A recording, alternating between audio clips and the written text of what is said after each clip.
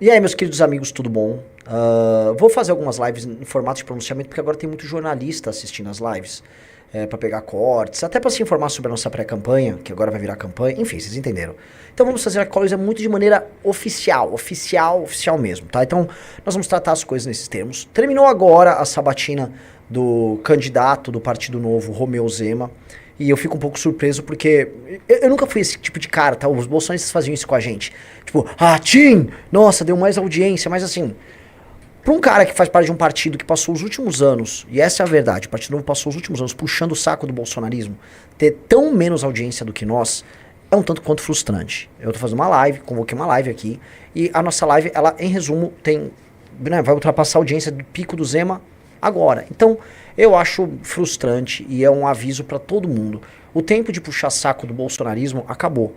As pessoas estão no Brasil procurando propostas novas. E eu quero falar isso com vocês hoje, porque hoje, vamos dizer, ontem eu não pude soltar cortes da sabatina na Globo News, porque o contrato com a Globo, eu estou sendo bem claro, nos impedia de fazer isso, e eu até entendo os motivos deles. A ideia é a seguinte, depois do drama Pablo Marçal, todo mundo tem medo de cortes editados e que, vamos dizer, humilhem seus apresentadores. Então eu imagino que eles fizeram isso por essa razão, e tá tudo bem, né? Eu prefiro ceder nesse ponto e ter a exposição como nós tivemos ontem na Globo News do que qualquer outra coisa, tá?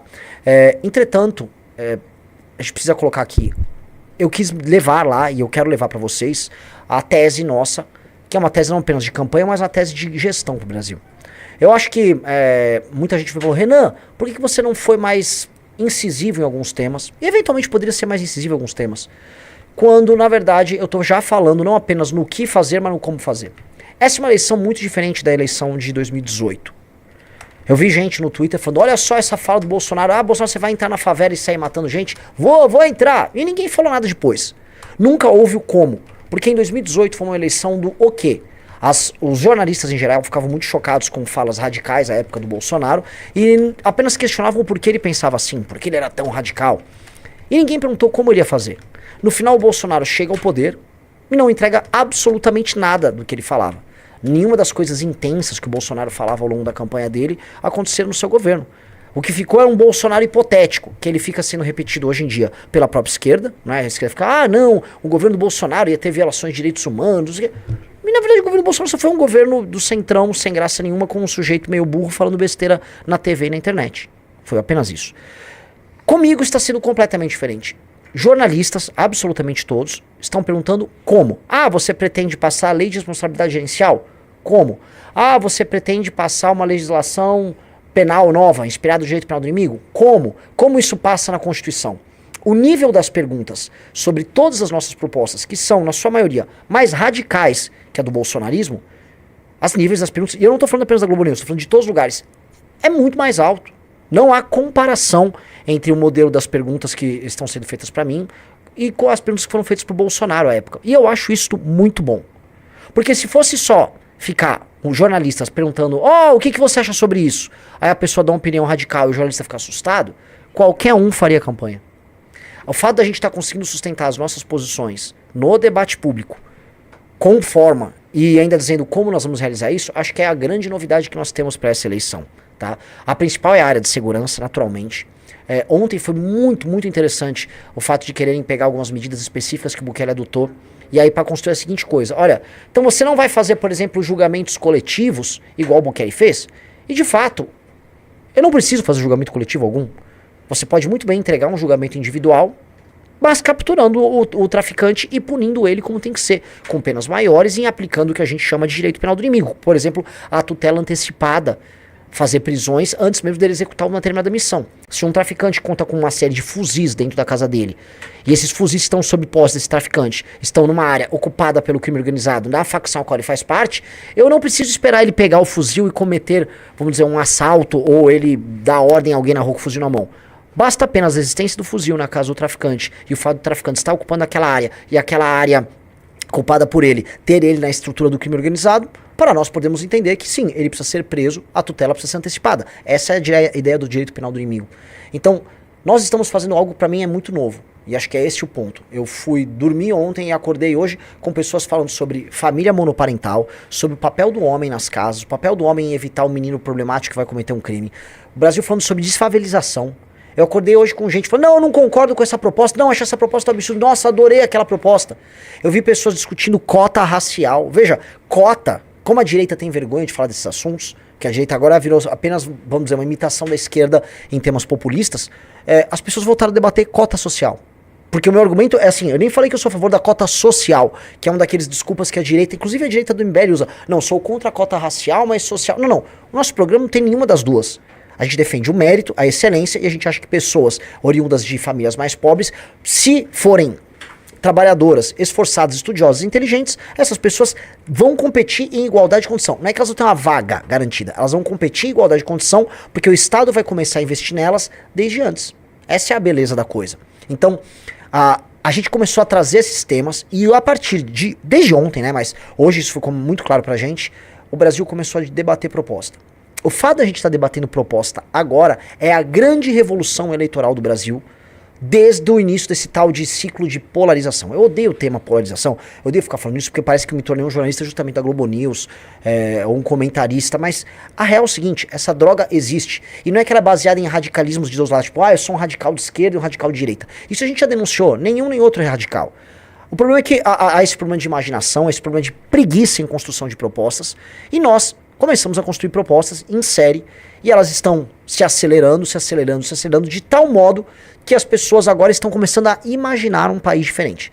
Aí eu parabenizo todo mundo que participou do time do Livro Amarelo, todo mundo que participou da elaboração das propostas, todo mundo que começou a discutir, foram anos fazendo essas discussões. O Ricardo tá aqui com a gente. A primeira pessoa que começou a falar, olha meu amigo, fale do direito penal do inimigo, foi o Ricardo. Mas é verdade, meu amigo. Mas é verdade, o Ricardo tá aqui assistindo. Tudo bem. Fala assim. E a real é que foi o Ricardo trouxe. O Ricardo, se não me engano, a monografia de conclusão de curso dele foi sobre direito penal do inimigo. Né? Então, é um espaço colaborativo de discussões. Eu me lembro de uma live que eu fiz com o Ricardo ano passado, falando sobre, vamos dizer, a base do que veio a ser a lei de responsabilidade gerencial. E isso mesmo meio que surge numa discussão, num debate. Isso vira um estudo tocado pelo Luiz Venosa, depois se torna proposta, aí vem o João, participa, qualifica. Quando viu, a gente tem a proposta mais interessante de reforma política que nós temos no Brasil. Este é o time. Nós, focando em ter pessoas talentosas, construímos uma proposta melhor. Essa proposta tá aqui. E aí eu queria que vocês comparassem uma coisa. Ontem, né, quem assistiu agora a sabatina do Romeu Zema percebeu que foi uma sabatina absolutamente sem graça. A Sadia e a Natuza nem apertaram ele. E não é que elas não apertaram porque elas quiseram ser meio que bananas com ele. É que nem tem muito o que apertar. Aquela laranja não tem suco. Não tem muito o que fazer ali. Não tem nada. São apenas opiniões meio ocas que ele tem sobre todos os temas, decorados com um marqueteiro que não despertam paixões, nem ódio, nem amor da parte de ninguém. Nem elas despertaram. Comigo elas despertaram suas paixões mais profundas. Em geral foram do lado mais negativo. Mas foi muito bom. E lá, se você acompanhar hoje, elas não estavam com calhamaços. Elas não ficaram, vamos dizer, por horas lendo um gigantesco programa do Partido Novo, porque nada há do Partido Novo. Há ali um PDF que eles protocolaram. Conosco, há um livro.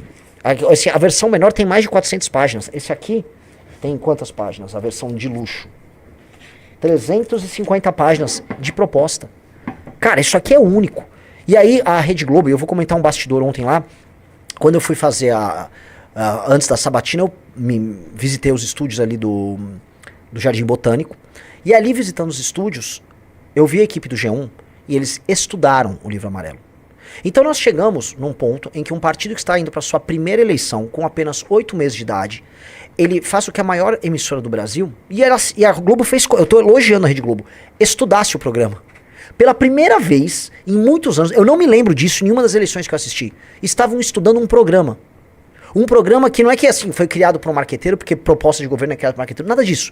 Um programa de governo que está sendo vendido em livro, e aí eu queria fazer o primeiro grande anúncio aqui, tá? Que em encomendas, falta uma série que serão ainda pagas, em encomendas de livros amarelos, já ultrapassamos R$1 milhão, tá? Ou seja, tem alguns que a pessoa vai pagar em boleto, mas em encomendas já temos mais de R$1 milhão vendidos. Falta ainda terminar o pagamento, boa parte, mais de 70%, coisa de 70% disso já foi pago. Ou seja, as vendas já estão sendo enviadas, mas em encomendas o número ultrapassou R$1 milhão, tá?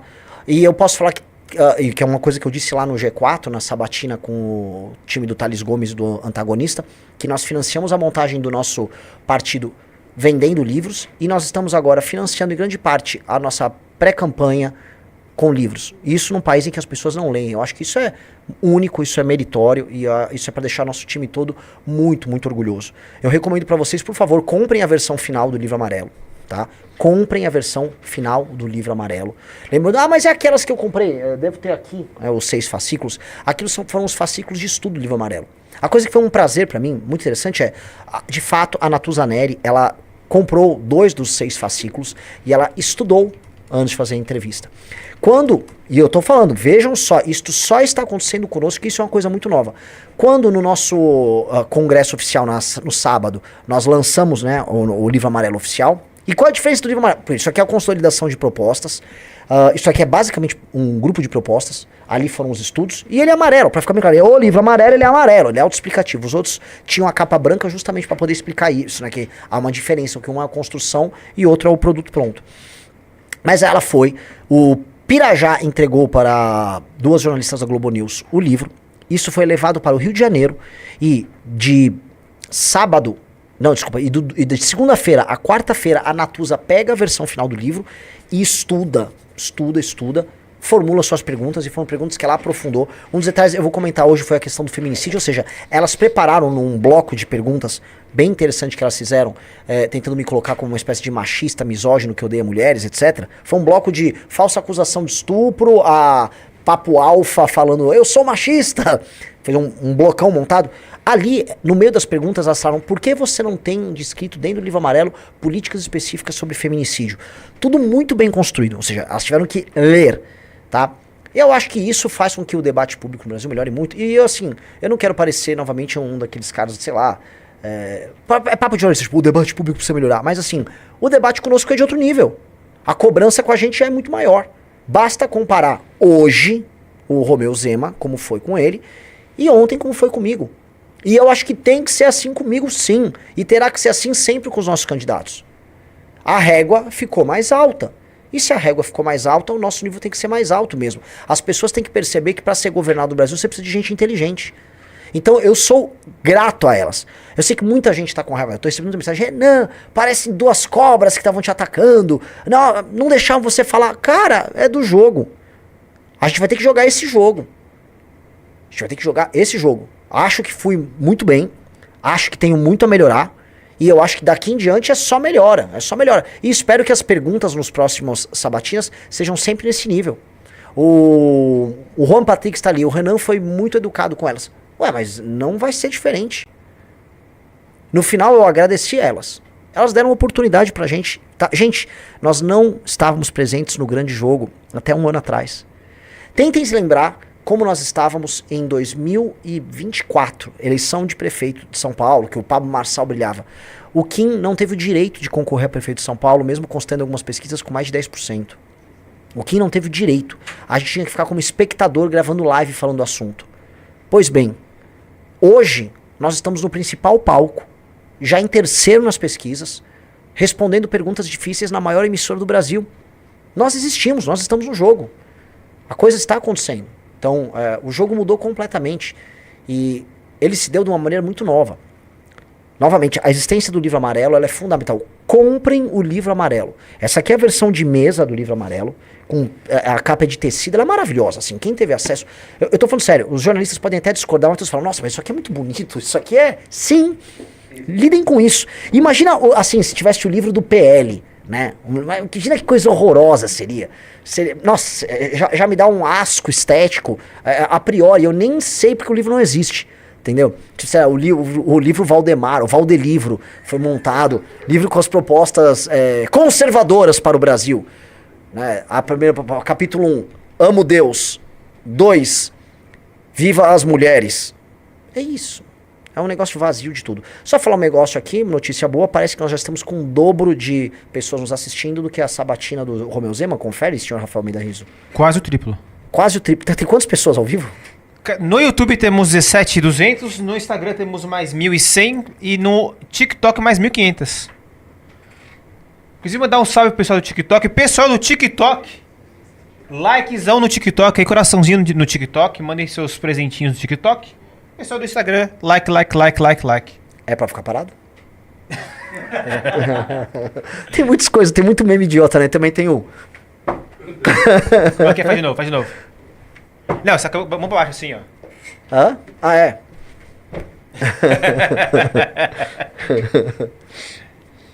Pessoal, a bolha foi muito estourada. A bolha foi completamente estourada, né? Isso é uma notícia muito interessante. Alguns pontos que eu acho que nós precisamos trazer. Falei agora do livro amarelo, tá? Segunda coisa, cara, Flávio Bolsonaro. Há um comentário geral de que, de fato, ele não vai participar dos debates, tá? Houve o debate da última... há o debate do dia 23, que está confirmado na Rede Bandeirantes de televisão, e que nem Lula nem Flávio estão confirmados. É muito feio. O Lula, vamos colocar aqui, o Lula está em primeiro, ele tem um governo a defender, e o fato dele não ir denota fraqueza não só na defesa do próprio governo, mas uma fraqueza na ausência de propostas. O Lula não tem nada a propor. Agora, se há alguém que tem uma justificativa tática para isso, seria ele. Do tipo, tô em primeiro, vou tentar segurar minha onda aqui. O Flávio não tá nessa posição. Definitivamente não tá. A escolha do vice dele foi uma demonstração de fraqueza. A campanha dele tá fraca. Quando eu fui com ele no antagonista, eu tive na internet mais do que o dobro da audiência do Flávio Bolsonaro. Do Zema e do Caiado, com todo o respeito que eu tenho aí aos governadores, foi algumas vezes mais, né? Comparando a sabatina da Globo News, eu tive quase 8 vezes mais audiência na Globo News do que o senhor Romeu Zema. Isso é uma diferença gritante. Então, isso denota que assim, a diferença em termos de engajamento das campanhas é grande. E em termos de engajamento, eu vou buscar do Flávio. Lembrando que o Flávio tem o recall. A maior parte das pessoas não sabem quem é Renan, estão cada vez mais descobrindo quem é Renan, mas as pessoas não sabem quem sou eu. Então, logo elas descubram, elas vão perceber que elas não precisam ficar presas nessa maluquice que é a família Bolsonaro, nesse erro. Então o Flávio, ele tinha que ir no debate. O Flávio precisa ir no debate. O Flávio tem que explicar por que ele fica mudando de propósito o tempo todo. Recentemente, o Flávio Bolsonaro veio a público dizer que agora ele não vai mais dar celular para as mulheres. É curioso, ele tinha um marqueteiro, aí com esse marqueteiro ele falou que ia dar celular para as mulheres, aí ele muda de marqueteiro e aí muda a proposta. O que isso quer dizer? Vamos ser sinceros. Quem escreve as propostas do Flávio são marqueteiros. O Flávio não acredita em nada. O Flávio não sabe nada. Então, novamente, eu volto a convidar o Flávio Bolsonaro para um debate. Flávio, você vai precisar debater comigo. Porque se não for agora, e agora você pode me derrotar num debate, me humilhar publicamente, como o seu time diz, eu sou analfabeto, eu não tenho condições porque eu não tenho um diploma, sou um burrão. Você não, você é até pós-graduado, você é um cara brabo, você é um dos homens mais inteligentes do Brasil. Você é um outlier, Flávio. Você é um cara que tá no 001, tá? Você é aquele cara do meme do QI que você tá com, né, um capuz. Você é até misterioso na sua inteligência. Você tem uma aura toda especial. Então, tranquilamente, você vai me derrotar. Vamos combinar, por exemplo, um lugar que você se sinta confortável. A Revista Oeste. O que você acha? São conservadores, pessoas que vêm fazer uma cobertura política de direita. Eu volto a falar. Que haja espaço para os dois responderem, eu dou o dobro do tempo que eu puder fazer uma resposta. Então, se eu precisar responder em 5, você tem 10 minutos para responder. Vamos fazer isso, Flávio. Vamos embora, porque assim, o que vai acontecer? Eu vou crescer, e aí você vai precisar debater comigo lá na frente, provavelmente na Record ou na Globo. E aí vai ficar ruim. Então já evita esse problema, já antecipa isso. A melhor coisa é você antecipar. Outra coisa que eu peço, vá na Globo News, na entrevista de segunda-feira, Flávio. Vá na Globo News. Vai ser bem legal. Vai ser bem importante. Não fuja dessa. O Lula já fugiu, foi patético. Permitiu que eu inaugurasse a rodada e eu estabelecesse o sarrafo. Como eu virei o termo de comparação, ficou muito bom pra mim e muito ruim pros demais. Tá todo mundo vendo. A audiência do Zema bem menor do que a minha. E que assim, a sabatina do Zema foi meio sem graça. Nós nem pegaram pesado com o Zema. Acho que vai ser similar com o Caiado. Vai lá, Flávio. Estabeleça o sarrafo. Você não quer ser líder do país? Isso é uma postura de um líder, né? Isso é a postura de um fracão. Do Lula já não espero nada, já fugiu. Já saiu fora, então vá, Flávio. Para. Você com certeza deve ter grandes ideias. Você é o cara. Como você disse, tem sangue Bolsonaro correndo nas suas veias.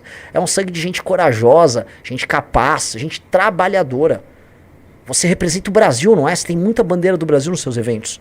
Com certeza você vai mandar muito bem em nome do Brasil. Para de fugir, meu querido Flávio. Então, quantas pessoas ao vivo aqui? 19.400 no YouTube, 800 no Instagram, acho que o pessoal veio pra cá. E no TikTok temos, atenção, 2.000 pessoas no TikTok. Outra coisa que eu queria falar, né? Eu soube que o meu amigo Nicolas Ferreira convidou o Zema a retirar a candidatura. Quem? O meu amigo Nicolas Ferreira. O seu amigo Nicolas Ferreira. Posso falar? Eu tô falando para o membro da minha base parlamentar, Nicolas Ferreira. Sim, ele será base do meu governo. E eu vou deixar, em nome do Brasil, minhas diferenças de lado com ele, tá? Sou um democrata. Então, meu amigo Nicolas Ferreira estava convencendo Ele justificou, não, é para ajudar o Matheus Simões lá em Minas. Não é. Meu amigo Nicolas Ferreira tá tentando me ajudar. E eu que realmente, como não tenho diploma, não percebi. Então, o Nicolas Ferreira, agora, com um lag bem grande, eu captei sua mensagem. Então, o Nicolas tá, sob desculpa de estar ajudando o Matheus Simões em Minas, ele veio pro Zema tirar a candidatura e concorrer pro Senado justamente para me ajudar no Senado. Para ser da minha base no Senado. E no que eu digo, boa ideia, Nicolas. E Zema, Caiado, vamos juntar as forças aqui. Se a gente unir todas as forças, a gente tira rápido o Flávio do segundo turno. Montamos um super governo, fazemos maioria. Nosso amigo Nicolas vai atuar muito lá na Câmara dos Deputados, vai denunciar a hipocrisia da esquerda toda vez que a esquerda fizer oposição aos nossos projetos. Vai ser muito legal. E todos juntos tornaremos o Brasil, de fato, o país do futuro. Para mim, estou muito feliz. Você viu que as forças já estão se alinhando. Houve declaração hoje, né, de apoio à minha... Não apoio, mas disse que gostava da minha candidatura até o Antony Garotinho. Nossa. Então, assim, muitas lideranças políticas espalhadas pelo Brasil estão declarando seu apoio. É uma onda. Não tá falando de cada um à sua maneira. O Nicolas pedindo pro Zema tirar sua candidatura, o Garotinho falando nominalmente. É um momento novo. Vamos ouvir o Antony Garotinho? Quando eu fui candidato em 2002, todo mundo dizia: é Lula e Serra, Lula e Serra, Lula e Serra. Eu fiquei fora do segundo turno por 3%. É verdade, tá? Data... Eu lembro disso. Essa eleição, assim, o Garotinho subiu e quase pega o Serra. Se tivesse mais uma semana de campanha, o Garotinho tava no segundo turno. E vou te falar, ganhava a eleição. Eita. Ele ganharia do Lula no segundo turno. A Folha foi o único instituto que no final, no dia da eleição, publicou a seguinte manchete: segundo turno será entre Lula, Serra ou o Garotinho. Eu nunca fui colocado. Eu estou dizendo que entre os dois candidatos, naquilo que de fato melhora a vida do povo, o salário, o poder de compra, o combate à corrupção, eu quero saber qual é a diferença que nós temos aqui. Eu confesso a você, eu estou esperando ainda que os candidatos sejam colocados. Não estão todos colocados ainda. Há dúvidas sobre algumas candidaturas. Mas eu tenho simpatia hoje pela candidatura do Renan. Ciro Gomes. Praticamente toda a política do estado do Mato Grosso. É ou não é? Agora Antony Garotinho. Eu lá no Congresso falei: saiam do armário, defendam o que é certo. Nossa candidatura é aquilo que é de mais correto nessas eleições. Façam como eles estão fazendo. Saiam do armário e exponham o básico. Se todo mundo fizer isso, eu tiro o Flávio do segundo turno e eu devasto o senhor Lula. Nós venceremos Lula com mais de 60% no segundo turno. Vai ser algo jamais visto. Nós vamos chegar ao poder numa vibe, numa aura absurda. O objetivo é buscar 67% das intenções de voto contra o Lula no segundo turno, tá? E é possível, não tem nada de absurdo buscar isso aí, tá? O Lula tá muito rejeitado, o eleitor dele tá desenergizado e nós não temos a rejeição da família Bolsonaro. Nossas propostas são melhores. Inclusive, nossas propostas foram todas construídas para melhorar, antes de tudo, a vida dos eleitores do Lula. Nossa política de desenvolvimento no Nordeste, nossa política de frentes de trabalho em regiões que estão tomadas pelo Bolsa Família, nossa política de destruição do crime organizado e nossas políticas de desfavelização, todas afetam a população mais pobre que hoje votam no Lula. Então, este eleitor do Lula, quando provar, as nossas propostas na televisão no segundo turno, porque nós teremos televisão, e aí, modéstia à parte, vamos acabar com ele na televisão? Acabar no nível de propósito. Não vou precisar nem ficar falando, ele é um cachaceiro com 9 dedos. Não vou falar nada disso. Mas a segunda coisa que vai acontecer é, quando eles experimentarem um governo que trate essa gente como gente, e não apenas como um objeto de programas sociais, rapaz, quem provar disso não vai voltar atrás. E aí começa a nova era. Tá? O Império tá perguntando quanto. Quero vencer com 67% das intenções de voto. Tá? É isso. Por que 67? Aí é muito fácil. É 20, mais 20, mais 20, mais 7. Aí é muito fácil, professor. É 6, 7. Yes! Tava esperando essa. Pessoal, like na live. E se você ainda não é inscrito no canal, se inscreva no canal e siga @RenanSantosMBL em todas as redes sociais. Sim. Outro ponto que é importante a gente se pronunciar, né? Cadê? Vamos pegar aqui. Aqui. Ontem, né? Foi construída uma parte importante do... Assim, ó. Ontem foi um quebra-pau dos mais interessantes. Vocês têm que tratar aquilo como se fosse um debate de 2 contra 1, com 2 pessoas altamente qualificadas, com um time que na base estudou. Volto a colocar, a equipe do G1 estudou. E eu falo isso como um elogio a eles, tá? Pra mim, essa é a regra que todos tinham que fazer. Hoje, se vocês pegarem, novamente, vamos pra entrevista do Zema. Foi praticamente nada programática a entrevista. Quase não houve discussão sobre programa. Ficaram falando lá falou um pouco de Bolsa Família, falou um pouco de STF, agora um pouco de Estados Unidos. Foi um negócio meio nhé. Com o nosso foi muito programa. E eu elogio. Mas foi um 2 contra 1. E um determinado pedaço, foi um pedaço que acho que foi construído para fazer. Ok, vamos acabar com a candidatura desse rapaz. Na educação, tá? Na lisura, dentro das 4. Mas assim, vamos mortificá-lo.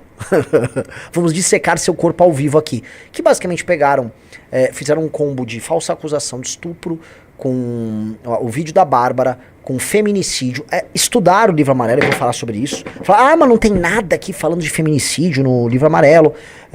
Com um vídeo do Papo Alfa. Fizeram um super combo. E aí, nesse super combo, imaginaram, ali está traulitado o senhor Renan. Tá?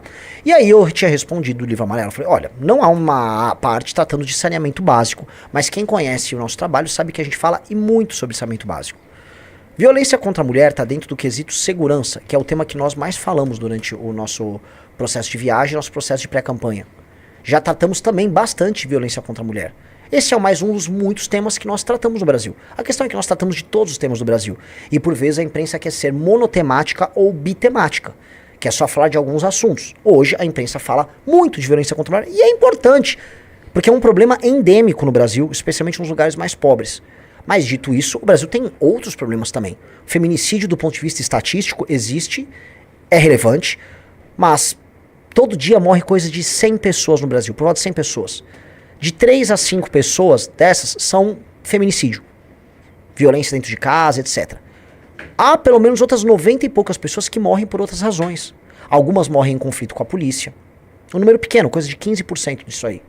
Outras tantas morrem através do latrocínio. Outras morrem basicamente por conflitos entre facções. Nós temos que ter um olhar muito grande para todos esses outros temas, dado que estatisticamente também são relevantes. Eu poderia ali, até dava vontade na hora, falar assim, mas vocês não se preocupam com os outros 90 e poucos que estão morrendo? Né, as vidas negras desses rapazes, mas não é o ponto. Porque do ponto de vista da violência contra a mulher, existe bastante. Mulheres são vítimas muitas vezes preferenciais num assalto à mão armada, que não termina num latrocínio, mas elas vivem com medo. Há muita violência contra a mulher que acontece em casa que não é reportada, que é em alguma medida naturalizada. Então eu preferi por tratar desse assunto e explicar o funcionamento disso dentro do livro amarelo. Porque as pessoas falam, mas você não está falando disso? Eu falei, não falo, assim como eu não falo disso, não falo de maneira enfática do saneamento, porque são políticas que envolvem municípios e estados. E nós temos ao nosso regramento para municípios e estados, que é a Lei de Responsabilidade Gerencial. E eu quero falar dela agora, porque todo mundo falou, Renan, quais são os seus critérios? Quais são os KPIs?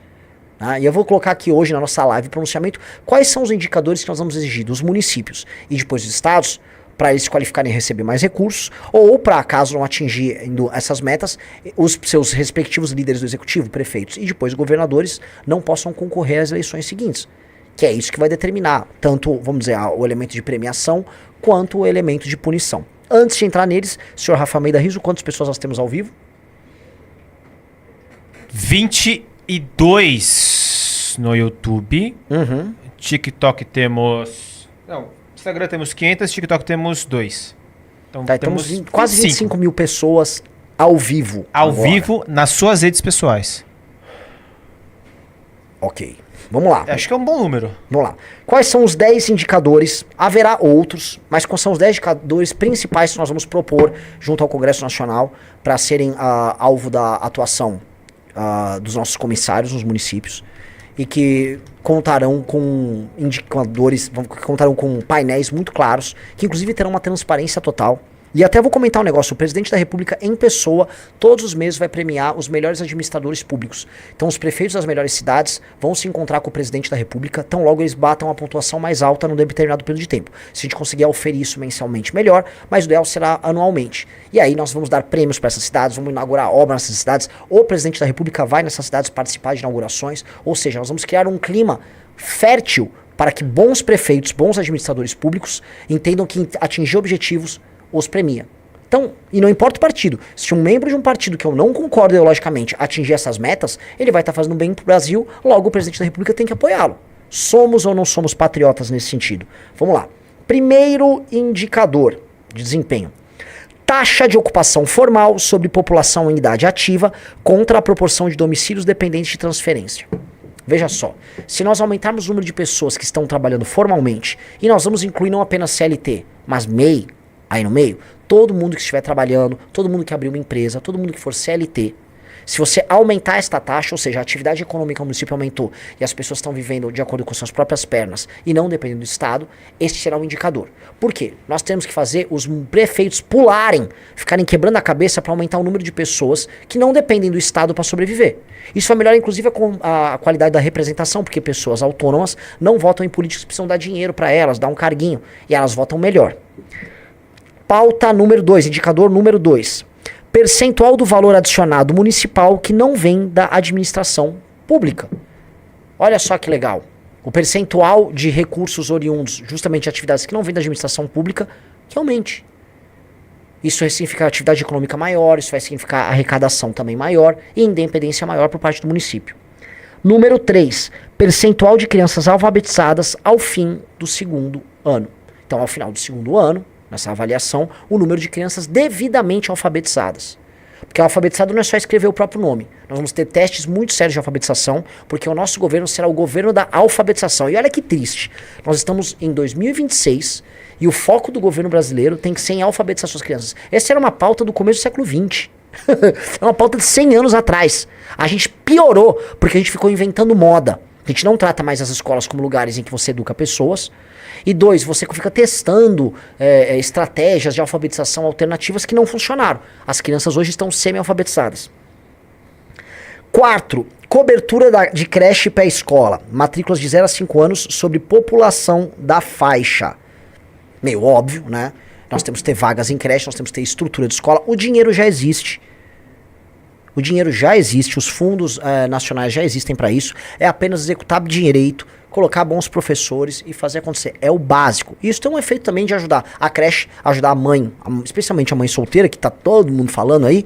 Pois bem, ela vai ter um local onde ela vai poder deixar seus filhos tendo uma boa alimentação enquanto trabalha. Outra pauta, número 5. Percentual da população em domicílio precário ou aglomerado subnormal. A vulga favela.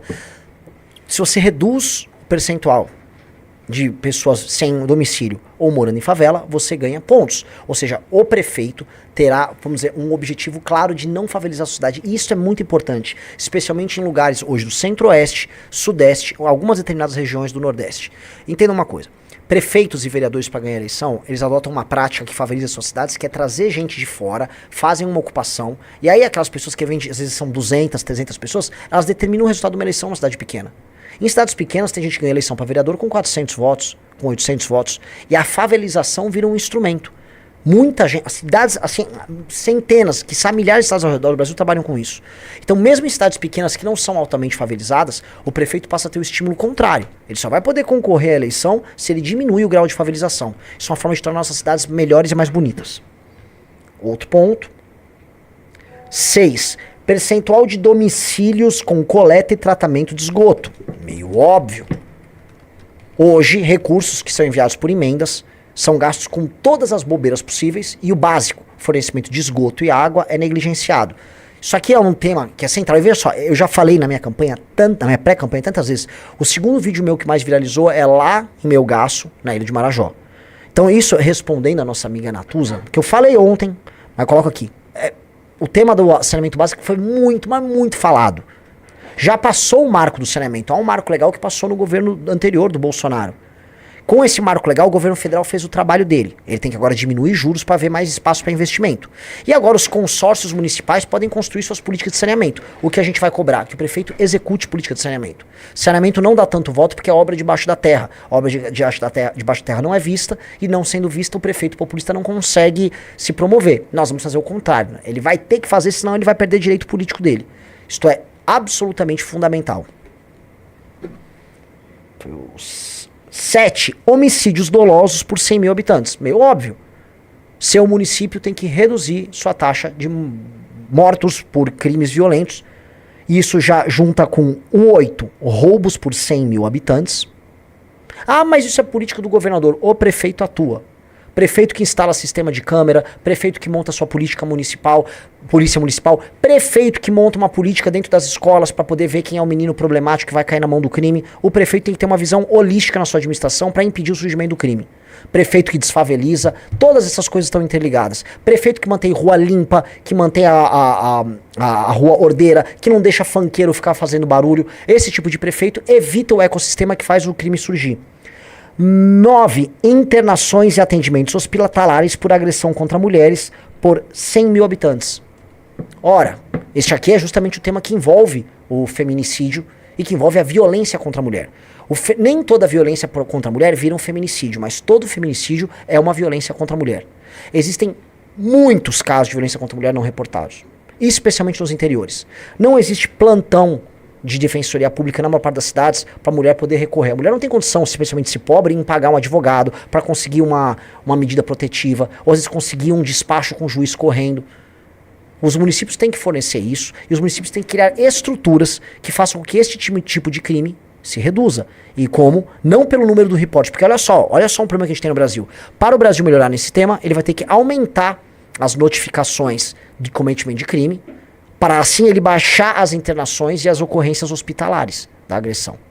Para conseguir fazer as duas coisas, a gente vai precisar aumentar a consciência sobre esse tema. Por isso que este tema sempre esteve lá como uma das 10 medidas. E a 10ª, tempo médio de espera para consulta especializada e exame. Isso vai afetar especialmente cidades em que tem policlínicas e clínicas que organizam esses exames, tá? Mas cidades menores que têm fila no atendimento das UBSs também serão alvo desse tipo de política. Esses são alguns dos principais indicadores. Haverá mais indicadores? Sim, mas esses são os indicadores determinantes para envio de emendas, para pontuação para obter fundo partidário eleitoral e desta maneira também para qualificação dos prefeitos para poder participar da reeleição ou eventualmente perder seus direitos políticos, tá? Isso aqui é a base da lei de responsabilidade gerencial. Uma coisa também, você fala, mas como é que o prefeito vai fazer isso? Às vezes tem prefeito que não sabe. Não, por isso nós vamos enviar comissários nas cidades com as políticas públicas pré-prontas. Então às vezes você tem um município pequeno que fala, mas como é que eu vou fazer minha política de saneamento? Eu não tenho recurso para falar com a iniciativa privada para fazer esse projeto. Fica tranquilo, nós vamos juntar 10 cidades aqui na região, nós vamos juntar os comissários das 10 cidades, nós vamos fazer um consórcio intermunicipal para fornecimento de água e esgoto. Ah, eu não sei como é que eu faço uma política de alfabetização bem feita. Fica tranquilo, nós vamos trazer os especialistas na área, nós vamos montar a política de alfabetização para você. Ah, e como é que eu faço esse programa de instalação de câmeras na cidade? Olha, nós vamos arrumar um financiamento para você, tá? Nós vamos fazer uma política de cooperação com os outros municípios e vamos trazer inclusive recurso federal para isso. Ah, prefeito, nós vamos auxiliá-los a conseguir isso. O objetivo é melhorar a gestão como um todo. E fazer com que ele não gaste com besteira. Ele, agora eu vou fazer uma praça com o nome da minha tia, que foi prefeita. Não vai fazer a praça. Não vai rolar praça. Você vai fazer Água. Você vai botar fornecimento de água. Não, mas a praça é Praça Dona Zuleide Barbacena. Não vai ter a Praça Zuleide Barbacena. Desculpa. Não é hora da Praça Zuleide Barbacena. Haverá a hora da praça, mas não é agora. Simples assim. Assim a gente vai desmontando a lógica do Centrão. E aí o deputado lá do Centrão, o deputado João Centrão, ele vai, quando vai, quero mandar minha emenda. Ah, sua emenda tá indo lá pro consórcio de esgoto que vai tocar ali na região. Ah, não, mas eu quero fazer a Praça Zuleide Barbacena. Não, você não vai inaugurar a Praça Zuleide Barbacena. Sua emenda será condicionada às políticas que funcionam. Essa é a lógica da lei de responsabilidade gerencial. Ok, amigos? Se você gostou do vídeo, deixe seu like, inscreva-se no canal e comente. Te vejo no próximo vídeo.